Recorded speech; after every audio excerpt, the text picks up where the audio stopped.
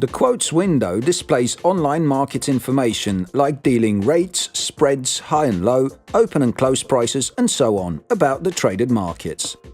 It is divided into 4 tabs: Forex, Indices, Shares, and More. The More tab is where you can add or remove instruments whose quotes you wish to monitor, no matter whether they fall into any of the other categories. It can be used to store your favorite or frequently traded markets. Adding more markets to any of the 4 tabs is done by clicking the plus symbol at the upper right corner of the display and choosing the instrument from the list. You can also use the search function to locate the instrument you wish to trade.